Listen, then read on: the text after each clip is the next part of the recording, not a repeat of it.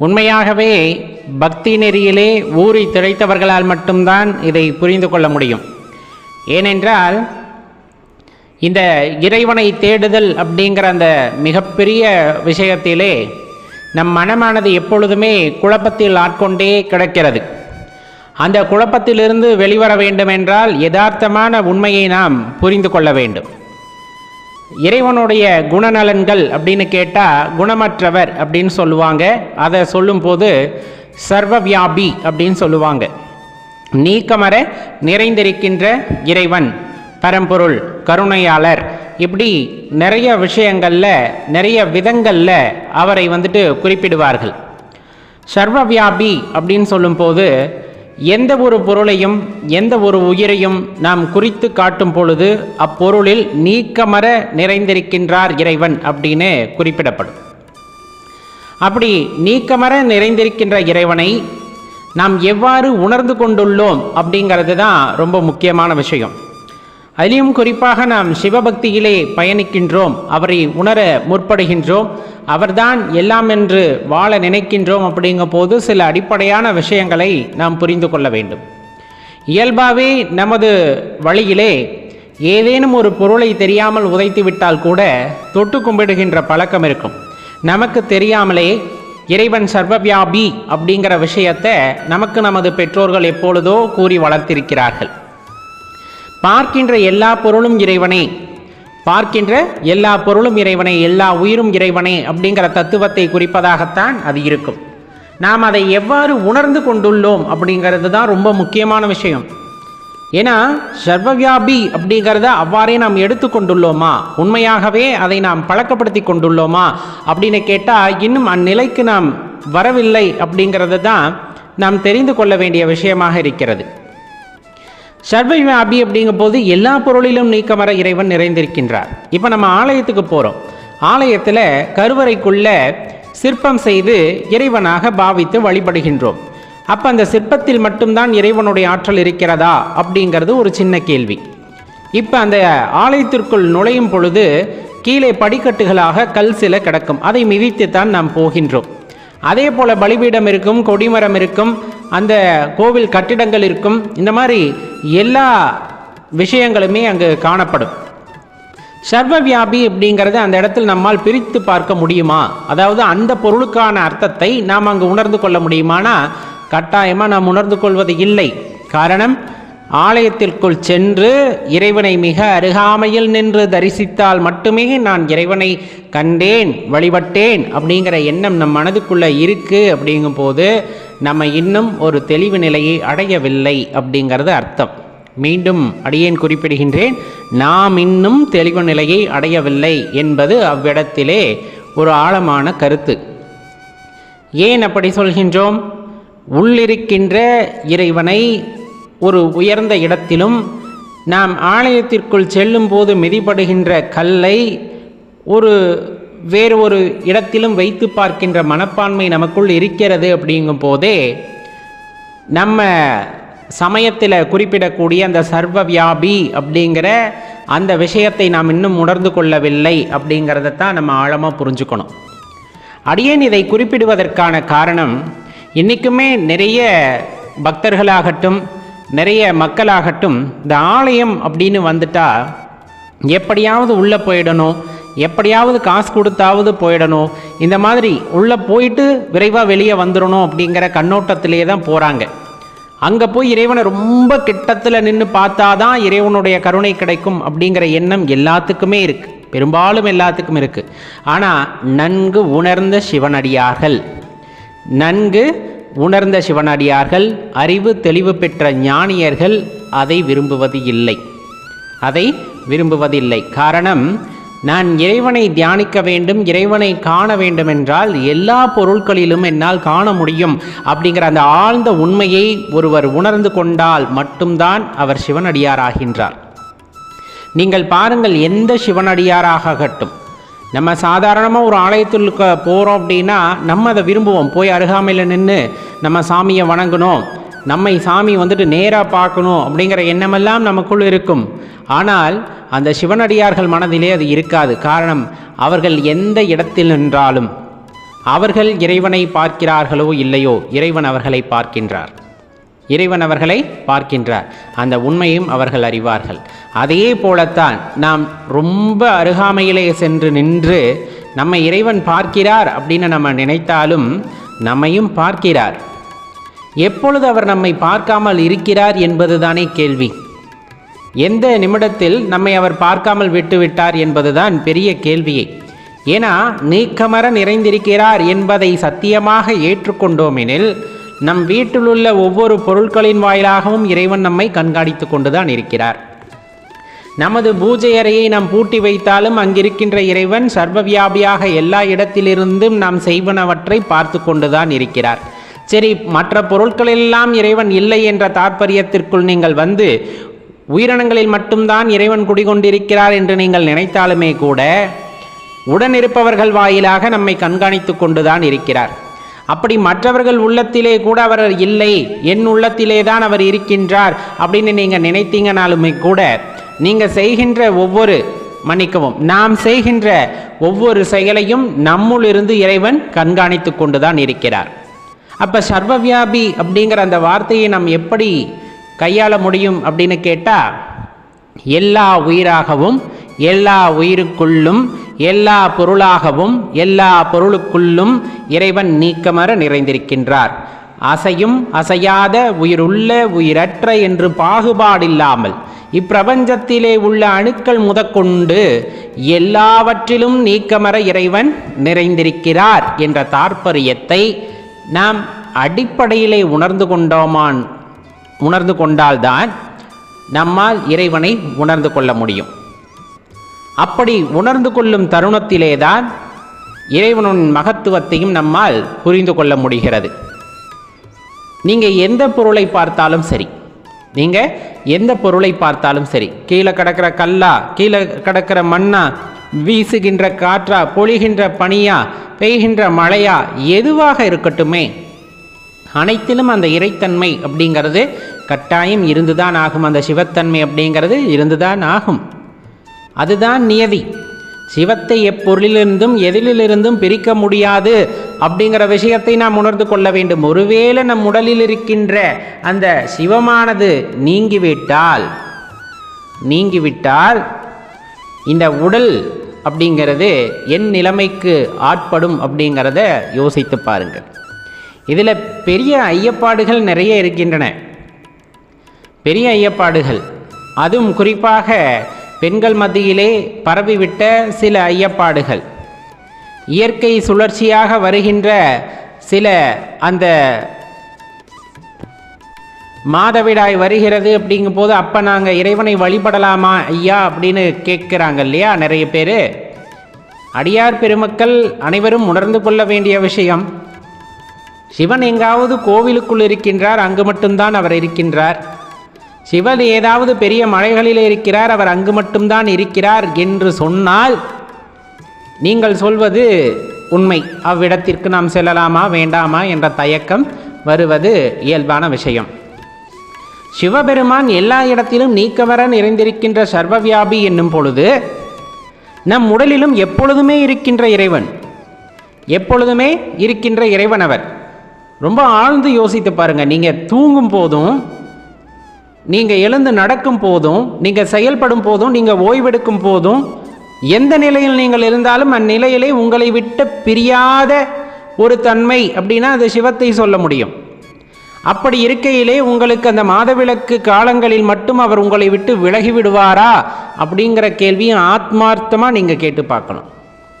ஆத்மார்த்தமாக உங்களுக்குள்ள கேட்டு பார்க்கக்கூடிய கேள்வி. அவ்வாறு பிரிந்து நிற்கப் போகிறாரா இறைவன்? அப்படி பிரிந்து நிற்க முடியுமா அவரால்? கிடையாது. உயிருடன் ஒன்றி இரண்டர கலந்த நிலையிலே இருப்பவர்தான் சிவம். சிவத்திற்கு ஏது தீட்டு? அதுதானே பிரதானம். சிவத்திற்கு தீட்டு ஏது, தடங்கல் ஏது? ஒன்றும் கிடையாது என்பதை உணர்ந்து கொள்ளும் பொழுதுதான் அந்த ஞானம் அப்படிங்கிற அறிவு தெளிதல் அப்படிங்கிறது கிடைக்கக்கூடும். அப்போ நம்ம தெளிவாக புரிந்து கொள்ள வேண்டிய விஷயம், சர்வவியாபியான இறைவன் சர்வத்திலும் சகலத்திலும் நீக்கமர நிறைந்திருக்கிறார் அப்படிங்கிற உண்மையை அடிப்படையிலே ஒருவர் மனதார உணர்ந்து கொள்ளும் பொழுது, ஏற்றுக்கொள்ளும் பொழுது இல்லை, உணர்ந்து கொள்ளும் பொழுது, ஏற்றுக்கொள்வதற்கு நாம் யார்? ஏற்றுக்கொள்வதற்கு நாம் யார்? நாம் ஏற்றுக்கொண்டாலும் ஏற்றுக்கொள்ளாவிட்டாலும் அதுதானே இங்க உண்மை. அப்ப நீங்கள் அதை உணர்ந்து கொள்ளும் பொழுதுதான் நம் மனதிலே ஒரு மாற்றமானது நிகழும். ஒரு உண்மை ஏற்றுக்கொள்ள கசப்பாக இருந்தாலும் அது உண்மைதான். ஒரு பொய் கேட்பதற்கு ரொம்ப இனிப்பாக இருந்தாலும் அது பொய் தான். அதில் எந்த மாற்று சிந்தனையுமே வேண்டாம். அந்த உண்மை கசக்கத்தான் செய்யும். என்ன அப்படி ஒரு பெரிய உண்மை அப்படின்னா, இங்கு வாழ்கின்ற வாழ்க்கை அப்படிங்கிறது பொய் என்பது உண்மை. நமக்கு இறைவன் கொடுத்தனுப்பிய சிறிய அளவிலான கர்மாக்களை சுமந்து கொண்டு இந்த உடல் எடுத்து இங்கு வந்திருக்கின்றோம். இதிலே நிகழ்கின்ற எல்லா விஷயங்களும் எதற்காக அப்படின்னா, அவ்வினைகளை கழித்து செல்ல வேண்டும் என்பதற்காகத்தான் இந்த அற்புதமான பிறவியை இறைவன் கொடுத்திருக்கின்றார். உங்களுக்கு நல்லா தெரியும், பல லட்சம் பிறப்புகள் இருக்கின்றன, பல லட்சம் உயிர்கள் இந்த உலகத்திலே வாழ்கின்றன. அப்ப இந்த உயிர் அப்படிங்கிற கோட்பாடு அப்படிங்கிறத பத்தி யோசிச்சிங்கன்னா, நீங்க எந்த உயிரினத்தை எடுத்துக்கொண்டாலும் சரி, அந்த உயிரினத்தின் உள்ளே இருக்கும் உயிர் நம் உயிர் போன்றுதான். நமக்கு இந்த உடலானது கிடைத்து விட்டது, அஜீவராசிகளுக்கு உடல் கிடைக்கவில்லை. அப்ப எவ்வளவு பெரிய பாக்கியம் அல்லவா நாம் இந்த உடலை பெற்றது. பாக்கியம் ஆம் அப்படின்னு சொல்லுவாங்க. அது பல கண்ணோட்டத்தில் இருக்கும். அதாவது இந்த உலகியல் இன்பங்களை எல்லாம் நுகர்வதற்காக அவர்கள் ஆம் என்று சொல்லலாம், அல்லது உண்மை பரம்பொருளை உணர்ந்து கொள்வதற்காக ஆம் அப்படின்னு நம்ம சொல்லலாம். நம் மோட்சத்தை அடைய வேண்டும், பிறப்பில்லா நடையை அடைய வேண்டும் என்றால் இவ்வுடலே அதற்கு துணை புரியும் அப்படிங்கிறத உணர்ந்து ஆம் என்று சொல்லலாம். அப்ப பல்வேறாக இருக்கின்ற இவ்வுயிர்கள், மனித உடலில் இருக்கின்ற இந்த உயிரும் ஒன்றுதான் அப்படிங்கிற உணர்வு ஒரு குறிப்பிட்ட காலகட்டத்தில் தான் வரும். அந்த குறிப்பிட்ட காலத்தை யாராலும் வரையறைக்கு உட்படுத்த முடியாது. இறைவன் அனைவருக்குமே ஒரு வாய்ப்பை கொடுக்கின்றார். எப்படி இப்ப நமக்கு கொடுத்திருக்கிறார் இல்லையா? பல லட்சம் பிறப்புகள் இருந்தாலும் இந்த மனித பிறவியை நமக்கு இப்ப கொடுத்திருக்கிறார். என்ன காரணத்திற்காக அப்படின்னா, நம் கர்மத்தை கழித்து மீண்டும் செல்ல வேண்டும். ஏன்னா நிறைய கர்ம மூட்டையில இருக்கும், அதை எல்லாத்தையும் நம்மளால தாங்க முடியாதுன்னு நம்மளுக்கு இப்ப கொஞ்சமா கொடுத்து அனுப்பிச்சிருக்கார். இப்ப இந்த பள்ளிக்கூடத்து பசங்க ஸ்கூலுக்கு போகும்போது பாத்தீங்கன்னா, அவங்களுக்கு புத்தக மூட்டை நிறைய இருக்கு. ஒரு 6 பாடங்கள் இருக்கு அப்படின்னா 6 பாடத்துக்கும் புத்தகம் தனியா இருக்கு, அதை எழுதுறதுக்கு நோட்டு இருக்கு, இந்த மாதிரி எல்லாமே இருக்கு. அந்த பசங்க எல்லா நோட்டையும் எடுத்துட்டு போறது இல்லை. மாறா அந்த ஆசிரியரை என்ன சொல்லிடுவாங்கன்னா, நாளைக்கு இந்த வகுப்பு இல்லை, அதனால அந்த நோட்டை எடுத்துட்டு வர வேண்டாம் அப்படின்ட்டுருவாங்க. வீட்டில இருந்து நமக்கு அம்மாவோ அப்பாவோ அந்த பையில பார்த்தீங்க அப்படின்னா அன்னைக்கு என்ன பாடம் இருக்கோ அதை மட்டும் வச்சு விடுவாங்க. காரணம், அந்த எடையை நம்மளால தாங்க முடியாது அப்படிங்கிறனால. அது போலதான் நம்ம சேர்த்து வைத்த கர்மா அது நிறைய இருக்கும். அது அத்தனையும் நம்மளால தாங்க முடியுமானா தாங்க முடியாது. நம்ம இந்த பிறப்பு எடுத்துட்டு நான் படுற கஷ்டம் இந்த உலகத்துல என் எதிரிக்கு கூட வரக்கூடாதுன்னு நினைக்கிறோம். அப்ப முழுமையான கர்மாவையும் நாம் சுமந்து கொண்டு வந்திருந்தால் என்னத்துக்கு ஆகிறது? அதனால இறைவன் கொடுத்து அனுப்பும் போதே பார்த்தீங்கன்னா அளவாதான் கொடுத்து அனுப்பிச்சிருக்கார். இந்த வினையை மட்டும் நிறைவு செய்து விட்டு வா, இந்த கர்மத்தை மட்டும் நீ குறைத்து கொண்டு வா அப்படின்ற ஒரு பெரிய பிறப்பை நமக்கு கொடுத்திருக்கிறார். ஒருவேளை நம்ம நாயாவோ அல்லது பூனையாவோ கழுதையாகவோ எலியாகவோ இந்த மாதிரி பல்வேறு பிறப்புகள் இருக்கின்றன. ஓரறிவிலிருந்து 6 அறிவு உள்ள பிறப்புகள். அதில் மற்ற உயிரினங்களாக இருந்தால் நம்ம அந்த கர்மாவை கழிக்க முடியுமா அப்படின்னா அது ரொம்ப கடினமான விஷயம்தான். இருந்தாலும் இந்த மனித பிறவி அப்படிங்கிறத கொடுத்ததுக்கான காரணம், உன் கர்மாவை எல்லாம் கழித்துக் கொள்வதற்கான வாய்ப்பாக கொடுத்திருக்கின்றார். நம்மால எல்லா கர்மாவையும் தீர்க்க முடியலனாலும், முற்பிறவிகளில் செய்த எல்லா கர்மாவையும் தீர்க்க முடியலனாலும், இறைவன் கொடுத்து விட்ட சின்ன அளவிலான கர்மா இருக்கு இல்லையா, இதையாவது நாம் நிறைவு செய்து விட வேண்டும் இல்லை, அதை கழிச்சிடணும்ல. அப்ப இங்க வந்திருக்கிறது நம்மளோட பிறப்புகள்ல இருக்கக்கூடிய பிணிகளை நீக்குவதற்காகங்கிறத முதல்ல தெளிவா உணர்ந்துக்கணும். அதை நம்ம சைவ சித்தாந்தத்தில் இருக்கின்ற குருமார்களும் சரி, ஞானியர்களும் சரி தெளிவா எடுத்துரைத்திருப்பாங்க. பிணியை போக்க வல்லது இவ்விடம் அப்படின்ட்டு. பிணியை போக்க வல்லது இவ்விடம். பிணினா உடல்ல இருக்கிற பிணியெல்லாம் இல்லை, இந்த ஆன்மாவிற்கு சில கர்ம வினைகள் இருக்கும் அல்லவா, அதை கழித்து கொள்ளக்கூடிய இடம் இவ்விடம் அப்படிங்கிறத சொல்லியிருப்பாங்க. அப்ப நம்ம கழித்துக் கொள்வதற்கு மனதை தயார்படுத்தி கொள்ள வேண்டும். ஒன்று, எளிதாக சொல்லிவிடுகின்றோம் இந்த உலகியல் வாழ்க்கையிலிருந்து விடுபட்டிருந்தால்தான் நம்மால் எதையும் செய்ய முடியும் என்று. அவ்வாறு இருந்துவிட முடியுமா அப்படின்னா கட்டாயம் முடியும், முடியாது அப்படிங்கிறதெல்லாம் இல்லை. நம்ம மனதால விலகி இருக்கின்றோம். இறைவன் எப்பவுமே உயிருள் கலந்துதான் இருக்கின்றார். ஆனா நம்மால் உணர்ந்து கொள்ளவும் முடிவதில்லை, தெரிந்து கொள்ளவும் முடிவதில்லை. ஞானக்கண் கொண்டு பார்க்கும் பொழுது ஞானியர்கள் அதை உணர்ந்து கொள்கிறார்கள். அதனால் எந்த கர்மம் வந்தாலும் அதை அவ்வாறே செய்துவிட்டு அதனால் வரக்கூடிய பலனை அவர்கள் எதிர்பார்ப்பது இல்லை. இப்ப ஒரு அளவுக்கான கர்மாவை கொடுத்திருக்கார், தலையில எழுதி இதெல்லாம் நடக்கட்டும்ட்டு அனுப்பிச்சிட்டார். அப்புறம் ஏன் இன்னொரு கர்மா அங்க வருது அப்படின்னா, நான் இதை செய்தேன், எனக்கு இது நடந்திருக்க வேண்டுமே, நடக்கவில்லையே அப்படிங்கிற பதிவு இருக்கு இல்லையா, அது வேண்டும் என்ற ஆர்வத்தை உண்டாக்கி விடுகிறது. அது எனக்கு வேண்டும் அப்படிங்கிறனால அது ஒரு தொடர்ச்சியை உண்டாக்குகிறது. அது அந்த இடத்துல ஒரு புதிய கர்மாவை உண்டாக்குகிறது. ஒரு வினையாற்றினேன், அந்த வினைக்கு எனக்கு இந்த புண்ணிய பலன் வந்திருக்க வேண்டுமே அப்படிங்கிற அந்த எண்ணம், உனக்கு அந்த புண்ணிய பலன் வேண்டும் என்பது ஒரு கர்மாவாக மனதிலே சென்று ஏறிக்கொள்கிறது, அல்லது அந்த சித்தத்திலே ஏறிக்கொள்கிறது. அப்ப நீ புண்ணியம் செஞ்சுட்டு அது உனக்கு வேணும்னு ஆசைப்பட்டு அது வேணும், இந்த பிறவியில முடியலைன்னா இன்னொரு பிறவி அதை அனுபவிப்பதற்கு. இது புண்ணியத்தினாலும் மறுபிறவி வரும், தெளிவாக தெரிந்து கொள்ள வேண்டும். அப்ப நாம் செய்வதை இன்னது செய்தால் இது வேண்டும் என்ற எண்ணம் மனதிலே இருக்கக்கூடாது. எப்ப நம்ம பிறவில்லா நிலையை நோக்கி போக வேண்டும் என்றால் இது அடிப்படையான ஒரு விஷயம். அதே போல்தான் பாவம் நீங்க எதிர்பார்க்கலைன்னா கூட வந்துடும். நம்ம ஒருத்தருக்கு தெரிஞ்சே ஒரு வினையாற்றுகின்றோம், பாவத்தை செய்கிறோம் என்றாலும் புண்ணியம் செய்கிறோம் என்றாலும் அப்ப அது நம்மை தொடரக்கூடியதாக மாறிவிடும்.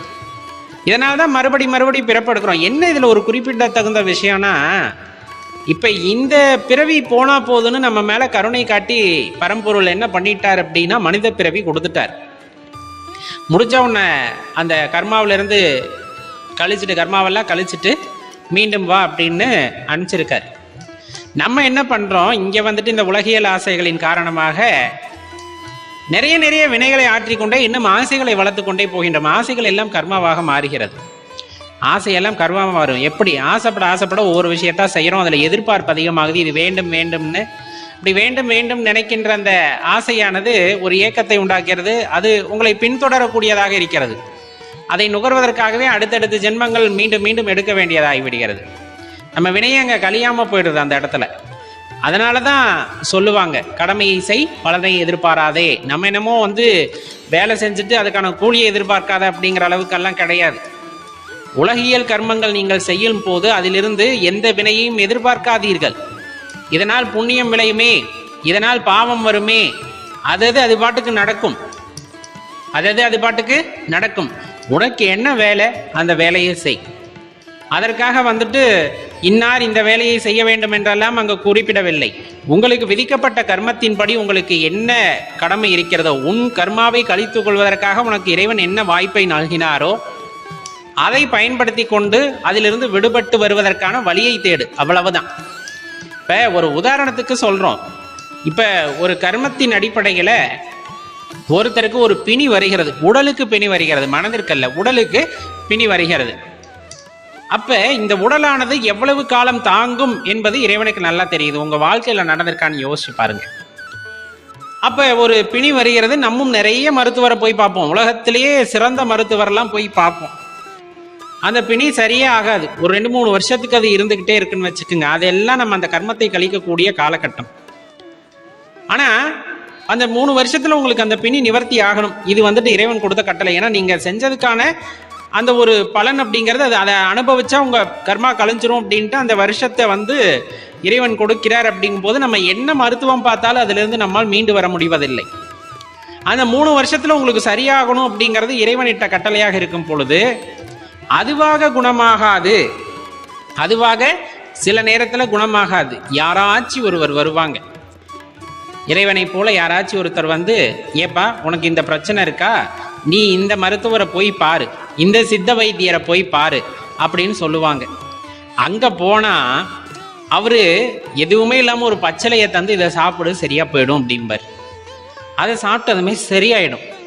அப்போ 3 வருஷமாக ஏன் இவர் நம்ம கண்ணுக்கு படலை, அந்த 3 வருஷத்தில் யாருமே இவரை பற்றி பேசலையே அப்படிங்கிறதெல்லாம் யோசிச்சோம்னா தெளிவாக தெரிஞ்சுக்கணும், இறைவனுக்கு எந்த அளவுக்கான வினையை இப்பொழுது உனக்கு கொடுத்தால் நீ தாங்குவாய் என்பது தெரியும். அந்த 3 வருஷத்துக்கு மேலே நம்மளால் தாங்க முடியாது அப்படிங்கும் போது அதற்கான ஆள் யார் அப்படிங்கிறதையும் உங்ககிட்ட கொண்டு வந்து சேர்த்துடுவார். அப்போ எவ்வினையை எந்த அளவுக்கான கால அளவிலே நமக்கு கொடுக்க வேண்டும் என்பதையெல்லாம் தெரிந்து இறைவன் செய்கின்றார். அப்ப எல்லாமே இறைவன் செய்வதென்றால் இன்று நடக்கக்கூடிய பழி பாவங்கள் எல்லாம் இறைவன் தான் செய்கிறாரா அப்படின்னா அடியேன் அதைத்தானே நான் குறிப்பிடுறேன். இப்ப நம்மை வினையை கழித்து கொண்டு வா அப்படின்ட்டு அனுப்புறார். மனதிலே பல எண்ணங்கள் வந்தாலும் அதை கட்டுப்படுத்தக்கூடிய ஆற்றல் அவர்களுக்கு வேண்டும். ஆனா இந்த குதிரையை அப்படியே திரிய விடுவதன் மூலமாக செய்கின்ற தவறுகளுக்கு இறைவன் பொறுப்பேற்க மாட்டார். அது மீண்டும் ஒரு கர்மாவாகத்தான் வருகிறது. அப்ப எல்லா விஷயங்களும் இறைவனால் நிர்ணயிக்கப்பட்டவைதானே அப்படின்னா உனக்கு வாய்ப்பை நல்குகிறார். அதை நாம் எப்படி பயன்படுத்திக் கொள்கிறோம் என்பதை பொறுத்து மீண்டும் மீண்டும் அந்த கர்மா தொடர்கிறதா இல்லையா என்பது தீர்மானிக்கப்படுகிறது. இது உலகியல் அனுபவங்களில் இருப்பவர்கள் எளிதில் உணர்ந்து கொள்ள முடியாத விஷயம். சைவ சித்தாந்த வகுப்பிற்கு நீங்கள் செல்லக்கூடிய வாய்ப்பு கிடைத்தால் அருகாமையில் உள்ள சான்றோர் பெருமக்கள் நிறைய சைவ சித்தாந்த வகுப்பு எடுப்பார்கள். அங்கு போய் கலந்து கொண்டீர்கள் என்றால் இன்னும் விளக்கமாக அவர்கள் எடுத்து கூறுவார்கள். இந்த உயிர் உடல் அப்படிங்கிறதெல்லாம் எப்படிப்பட்டது, மாயை எப்படிப்பட்டது, இதை பற்றியெல்லாம் சொல்வார்கள். இந்த கர்மம் என்று சொல்லக்கூடிய இந்த வினைகள் எவ்வாறானது, அது எந்த அளவுக்கு நம்மை பாதிக்கக்கூடியது என்பதை பற்றியெல்லாம் தெளிவாக நீங்கள் உணர்ந்து கொண்டீர்கள் என்றால் நாம் செய்கின்ற ஒவ்வொரு செயலையும் நிதானித்து செய்ய ஆரம்பிப்போம். நிகழ்காலத்திலிருந்து செய்யணும், அதுதான் ரொம்ப முக்கியம். எதிர்காலத்தில் இது வரப்போகுது, கடந்த காலத்தில் இது வந்தது, இதையெல்லாம் நமக்கு தேவையில்லாத விஷயங்கள். இந்த நிமிடம் சந்தோஷமாக இறைவன் நாமத்தை கூறுகின்றோம். நல்ல முறையில் இந்த நிமிடமானது கழிந்தது அப்படிங்கிற அந்த சந்தோஷம் வாழ்க்கையை ஒரு படி மேலே நோக்கி கொண்டு போகும். அதை உணர்ந்துக்கிறது கஷ்டமாக இருந்தாலும் அதுதான் உண்மை. ஏற்கனவே சொன்ன மாதிரி ஒரு பொய் இனிக்கத்தான் செய்யும், ஆனால் அது உண்மையில் பொய் தான். ஒரு உண்மை கசக்கத்தான் செய்யும், ஆனால் அது மாற்ற முடியாத உண்மை. அப்ப இறைவன் கொடுத்த வாழ்க்கை அற்புதமானது. இந்த ஒரு பிறவியை விட்டுட்டோம்னா அடுத்து நம்ம மோட்சத்துக்கு போகணும்னு நினைச்சாலும் அடுத்து இருக்கக்கூடிய பல லட்சம் பிறவிகளை எடுத்து மீண்டும் மனித பிறவி கிடைக்கிறதுனா அப்ப நமக்கு இந்த ஞாபகம் வரணும். இந்த மாதிரி விஷயங்களை நிறைய குருமார்கள் எடுத்து சொல்கிறார்கள் அல்லவா, அந்த மாதிரி எடுத்து சொல்வதற்கான குருக்கள் இருக்கின்ற இடத்திலே நாம் பிறக்க வேண்டும். அந்த ஞானம் பெறக்கூடிய இடத்திலே நாம் பிறக்க வேண்டும். அவ்வாறு பிறந்து அதை நாம் ஏற்றுக்கொள்ள வேண்டும். அதன் பிறகு நாம் பயிற்சி செய்ய வேண்டும். இன்னும் எவ்வளோ விஷயம் இருக்கிறது. அதனால தான் நான் பெரும்பாலும் கேட்பவர்களிடம் சொல்வது, அதெல்லாம் 50 வயசு 60 வயசுக்கு மேலே ஆன்மீகத்துக்கு போக வேண்டியதானே அப்படின்னு சொல்லக்கூடிய விஷயம். இப்பொழுது நம்மால் முடியவில்லை என்றால் 50 60 வயதுகளில் மட்டும் எப்படி முடியும்? அதன் பிறகு நமது வாழ்க்கை எவ்வளவு காலம் என்று யாருக்கும் தெரியாது. அப்படி இருக்கையிலே இறைவனை தேட வேண்டிய காலம் அப்படிங்கிறதெல்லாம் கிடையாது. எந்த வயதில் இறைவன் நம்மை ஆட்கொண்டு நீ தேடு என்று சொல்கிறார்களோ உடனே நாம் தேட ஆரம்பித்து விடுவது உசித்தம். கொஞ்சம் அஜாக்கிரதையா இருக்கும் அப்படின்னா இன்னும் பல லட்ச பிறவிகள் எடுக்கணும். ஒரு பிறவிக்கே 50 வருஷம் 60 வருஷம் 80 வருஷம் வாழ்ந்து அதுக்கப்புறம் இன்னும் அதிக ஆயுள் உடைய உயிரினமாக பிறந்து விட்டோம் என்று வைத்துக் கொள்ளுங்கள். இந்த திமிங்கலம் எல்லாம் சொல்லுவாங்க, திமிங்கலம் முதல்ல ஆமையெல்லாம், இதெல்லாம் பல 100 ஆண்டுகள் வாழக்கூடியதும்பாங்க. அப்படியெல்லாம் பிறந்துட்டா எப்போ இறைவனை பற்றி யோசிப்பது, எப்போது அந்த மோட்சத்திற்கு செல்வது, நிறைய விஷயங்கள் இருக்கு. கிடைத்த இந்த அரும்பெரும் பிறவியை விட்டுவிட்டு சந்தோஷம் என்ற பெயரில் தேவையில்லாத விஷயங்களில் மனதை செலுத்தி கொண்டு நம் வாழ்க்கையை வீணடித்து கொண்டு இருப்பதற்கு பதிலாக அந்த நிமிடங்களில் எல்லாம் இறைவனை பற்றி சிந்தித்திருங்கள். உங்களுக்குள் கேள்வி எழுப்புங்கள். உள்ளுக்குள் இருப்பது யார்? அந்த இறைவனுக்கு பெயர் என்ன? அந்த இறைவனின் தன்மை யாது? இந்த மாதிரி பல கேள்விகளை ஆன்ம விசாரம் செய்யும் பொழுது கண்டிப்பாக ஒரு தெளிவான விளக்கம் உங்களுக்குள் இருந்து உங்களுக்கு கிடைக்கும். அது ரொம்ப சிறப்பானதாக இருக்கும். நம்ம சிவபித்தன் சேனல் பிடிச்சிருந்ததுன்னா இந்த வீடியோ லைக் பண்ணிட்டு நண்பர்களோட பகிர்ந்துக்கோ. பிறப்பு முதல் இறப்பு வரை இந்த இடைப்பட்ட காலத்திலே நாம் பல்வேறு சந்தர்ப்பங்களில் மாட்டிக்கொண்டு பல்வேறு அனுபவங்களை பெறுகின்றோம் இறைவனின் அந்த கருணையினால். இறைவனின் கருணையினால் கஷ்டமல்லவா வருகிறது அப்படிங்கிற கேள்வியும் வரும் இல்லையா? மனிதனாக பிறந்து விட்டால் மட்டுமல்ல, எந்த உயிரினமாக பிறந்தாலும் அந்த உயிரிலே பக்குவப்பட்ட நிலையை அடைய வேண்டும் அப்படின்னா இன்ப துன்பம் ரெண்டையும் அனுபவிச்சு தான் ஆகணும். அந்த உயிருக்கு இன்பம் மட்டுமே கிடைக்கிறது அப்படிங்கும்போது அது ஒரு கர்வத்தின் உச்சிக்கு சென்றுவிடும். ஒரு உயிருக்கு தொடர்ந்து துன்பம் மட்டுமே வருகிறது அப்படிங்கும்போது அது தன்னம்பிக்கை இழந்து காணப்படும். அப்போ ரெண்டுமே மாற்றி மாற்றி ஒரு இடத்துல வருது அப்படிங்கும்போது கண்டிப்பாக அது ஒரு பக்குவ நிலையை எழுதுவதற்கான வாய்ப்பாக இருக்கும். அப்படிங்கிறனால தான் இந்த ரெண்டும் நம்மளுக்கு மாற்றி மாற்றி வரும். தொடர்ந்து வாழ்க்கையில் பிறந்ததிலிருந்து இறப்பு வரையிலும் ஒருத்தன் ஆனந்தமாக இருந்தான் என்றோ அதே துன்பப்பட்டான் என்பதோ இருப்பதற்கான வாய்ப்புகள் மிக மிக குறைவு. ஏதோ ஒரு காலகட்டத்தில் அவங்க ஒரு நல்ல நிலையில் இருந்திருக்கலாம், சந்தோஷமாக இருந்திருக்கலாம், இந்த மாதிரி இருந்துக்கிட்டே இருக்கும். சரி, இது ஒரு பக்கம் இருந்தாலும் இதெல்லாம் கர்மா அப்படின்னு நம்ம சொன்னாலும் சிவ காரியங்களில் ஈடுபடும் போது அல்லது ஒரு தெய்வ காரியத்தில் ஈடுபடும் பொழுது நம்ம ஒரு உயர்ந்த கொள்கைக்காக அதை நோக்கி பயணப்படும் பொழுது பல்வேறு ஏச்சு பேச்சுகள் இருக்கத்தான் செய்யும். அதை துன்பமாகவே எடுத்துக்கொள்ளக்கூடாது. இது கண்டிப்பாக நிறைய பேர் இதை எதிர்கொண்டிருப்போம். நம்ம ஒரு சாதாரணமாக இறைவனை வழிபடும் பொழுதே பார்த்திங்க அப்படின்னா இன்றைய காலகட்டங்களில் அது ஏதோ விரும்பத்தகாத ஒரு செயல் போன்று நினைத்து கொள்கிறார்கள். கோவிலுக்கு போறியா, சாமி கும்பிட்றியா, என்ன சொல்கிற அப்படிங்கிற அளவுக்கு ஆயிடுச்சு. அதாவது பிற நாட்டின் மீது ஒரு பாசம் இருக்கலாம், அன்பு இருக்கலாம், அவர்களுடைய கலாச்சாரத்திலே ஒரு ஈடுபாடு இருக்கலாம். ஆனால் நம்ம பிறந்த நாட்டோட கலாச்சாரத்தை அழித்து மேற்கத்திய கலாச்சாரத்தை அப்படியே பின்பற்ற வேண்டும் என்ற அவசியம் எங்கிருந்து வந்தது அப்படிங்கிறது தான் தெரியலை.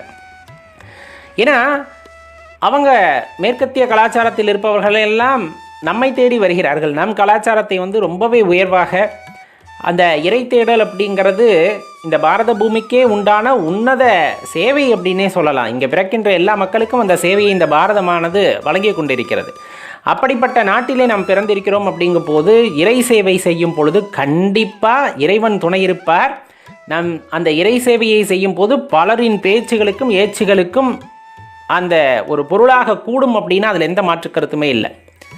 சாதாரணமாக நம்ம மனசில் தோணுது, சிவபெருமான் வழிகாட்டுறார், இதை செயல்படுத்து அப்படின்னு ஒரு உத்தரவு நமக்கு கிடைக்குது அப்படிங்கும் போது முதல்ல உத்தரவு எப்படி வருது? நமக்கு நெற்றியில் விபூதியை பூசுறது மூலமாக ஒரு சின்ன கீற்று, அப்புறம் நெத்தி நிறைய ஒரு கோடு, அப்புறம் நெத்தி நிறைய 3 கோடு, அதுக்கப்புறம் நெத்தி முழுவதும் திருநீர்.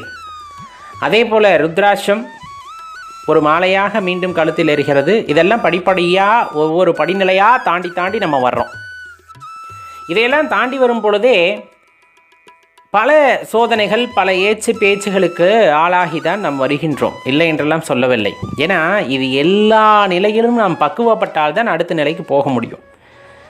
எடுத்ததுமே சின்ன குழந்தைகள்லேருந்து உங்களுக்கு பழக்கப்படுத்துகிறாங்க அப்படின்னா அந்த ஒரு பிரச்சனை இருக்காது. அந்த கேலி கிண்டலை நம்ம பெருசாக எடுத்துக்கொள்ள மாட்டோம். ரொம்ப குழந்தையிலிருந்தே நெற்றி நிறைய விபூதி பூசி பழகின்றோம் என்றால் இல்லவே இல்லை. நம்ம வழக்கத்தில் இல்லை, சின்னதாக திருநீர் தான் பூசிக்கிட்டு இருந்திருக்கோம். திடீர்னு நம்மளுக்குள்ள இறைவன் ஆட்கொள்கிறார் அப்படிங்கும் போது சில உண்மைகள் தெரிய வருகிறது. அப்படிங்கும் போது நெத்தி நிறைய விபூதியை பூசணும்னு ஆசை வரும். அந்த நெத்தி நிறைய விபூதியை பூசினதுமே நமக்கே ஒரு சில காலகட்டங்களில் பூசிய உடனே பிறர் என்ன நினைப்பார்களோ, அதாவது ஒரு வேகத்தில் ஒரு உணர்ச்சி பிழம்பில் நம்ம நெத்தி நிறைய விபூதியை பூசிடுவோம். ஒரு பொது வெளிக்கு போகும் பொழுது பிறர் என்ன நினைப்பார்களோ என்ற எண்ணம் அங்கு வருகிறது அப்படின்னா நம்ம இன்னும் பக்குவப்படலை அப்படின்னு அர்த்தம்.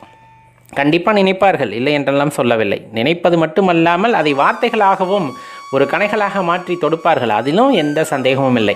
ஆனால் அந்த கணைகளை எதிர்த்து நிற்கக்கூடிய திராணி அப்படிங்கிறது எப்போ வரும் அப்படின்னா, இது எனக்காக நான் பண்ணவில்லை, இது நெற்றியில் விபூதி அணிந்தது எனக்காக பண்ணவில்லை, இறைவனிட்ட கட்டளையை நான் உணர்ந்து கொண்டேன், அதற்காக இந்த உலகத்தின் முடிவு என்ன என்பதை உணர்ந்து கொண்டதன் காரணமாக, இந்த மனித வாழ்க்கையின் முடிவு எப்படி இருக்கும் என்பதை உணர்ந்து கொண்டதன் காரணமாக, இந்த பிரபஞ்ச தோற்றத்தை போல அது ஒடுக்கமாகும் போது எப்படி இருக்கும் என்பதை உணர்ந்து கொண்டதன் காரணமாக வைத்த விபூதி இது அப்படிங்கிறத உணர்ந்து கொண்டால் யார் பேசுகிறதையும் நம்ம பெருசாக கேட்டுக்கொள்ள மாட்டோம்.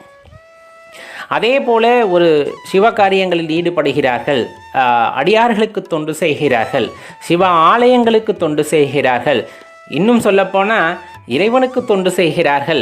அப்படிங்கும்போது கண்டிப்பாக பலவிதமான பேச்சுகள் அங்கே இருக்கத்தான் செய்யும்.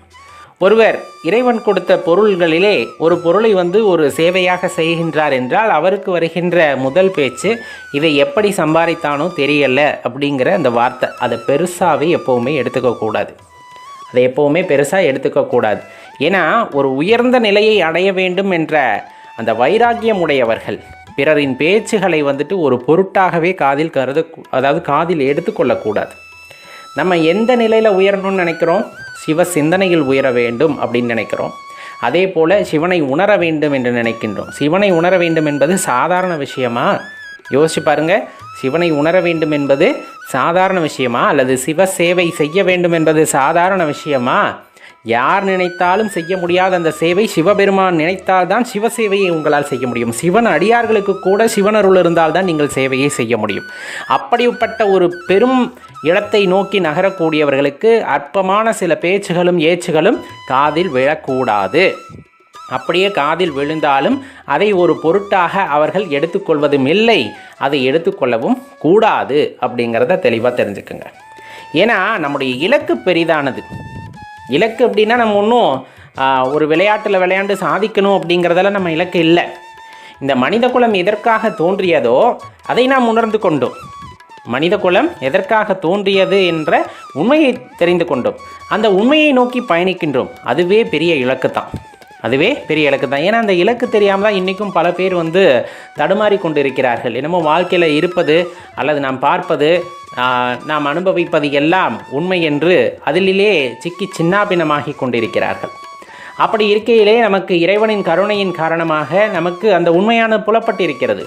இந்த மானுட பிறப்பினுடைய நோக்கம் அப்படிங்கிறது இறைவனை உணர்தல், தன்னுள் இருக்கின்ற அந்த இறைவனை உணர்தல் அப்படிங்கிற விஷயம், அதன் பின் இறைவனுடன் இரண்டர கலத்தல் அப்படிங்கிறது எல்லாமே ரொம்ப அப்பட்டமாக தெரிந்து கொண்டதன் காரணமாக ஏதேனும் ஒரு வழியிலே இறைவனை உணர்ந்து விட முடியாதா அப்படிங்கிறத நோக்கி நாம் பயணிக்க ஆரம்பித்து விட்டோம் என்றாலே பல ஏச்சுகளையும் பேச்சுகளையும் சந்தித்து தான் ஆக வேண்டும். அது பெரும் சோதனைகளாக கூட சில நேரத்தில் இருக்கும். ஆனால் பெரிய பெரிய இலக்குகளை நோக்கி நகரக்கூடியவர்கள் சிறியவர்கள், அதாவது அதனை பற்றி அறியாதவர்கள் பேசுகின்ற பேச்சிற்கு காது கொடுக்க மாட்டார்கள். அதிலே காது கொடுத்து வீணாக வாதம் செய்து அவர்களோட நேரத்தை வீணடிக்க மாட்டார்கள். அவர்களோட நேரத்தை வீணடிப்பதன் பொருட்டு அந்த நேரத்தை வீணடிப்பதனால் உங்களுக்கு என்ன விளைந்து விட போகிறது அப்படிங்கிறத மட்டும் எப்பவும் தெரிஞ்சுக்கோங்க. ஒருத்தங்க நாத்திகம் பேசுகிறாங்க, ஒருத்தங்க இல்லைன்னு பேசுகிறாங்க, ஒருத்தங்க போடா பித்தான்னு பேசுகிறாங்க, சித்தான்னு என்னமோ பேசிட்டு